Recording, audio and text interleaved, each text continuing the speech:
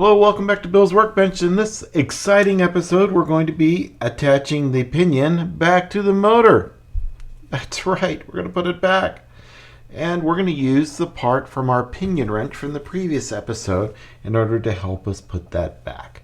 So here's the thing we need to be concerned about with putting the pinion back on, because we're pressing the pinion back on. We're going to use a press, or you can use a vise to do this, but you need to protect the back. So you need to make sure that the shaft here, this little guy right there, is protruding just a little bit, which mine is, which is lucky, because this shaft goes all the way from here to there. And if you were to press this in, you have a chance of pressing this all the way through.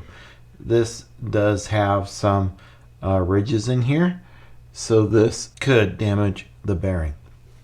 So before we get started, let's oil the bearing real quick, or the bushing rather. Put some oil on the bushing, and then we will press that in. And when we press that in, I'm going to be using a arbor press, which is one of these things. You don't have to have an arbor press to do this.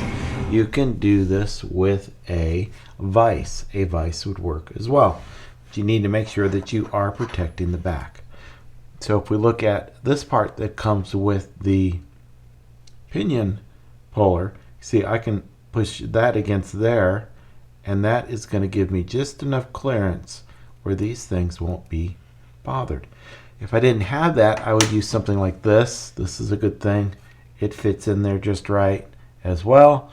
You can use a socket. You can use all sorts of different things to hold that shaft in the back.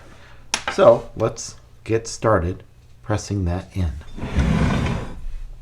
Grab the motor. We'll place it here on in the arbor press so that the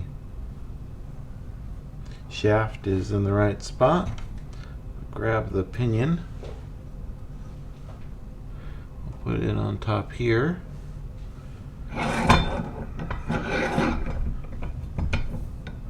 The arbor press down.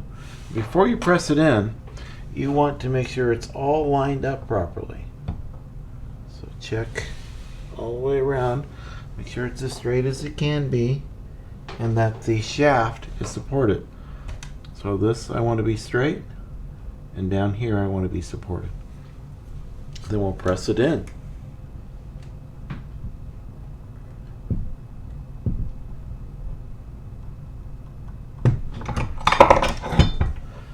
There we go. We have the pinion now onto the motor. You can see I can pull it out a little bit if I need to. You don't want to press it all the way. You want to go as distance as you think first, because you can always press it in a little bit further pretty easily. Pulling it back out, you'd have to get the pinion puller back and pull it back out, and then you'd have to press again. So a little bit of increments until you know you're ready.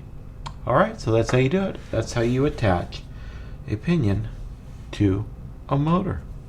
Thanks for watching. Hope you learned something. Let me know in the comments what you'd like to learn next.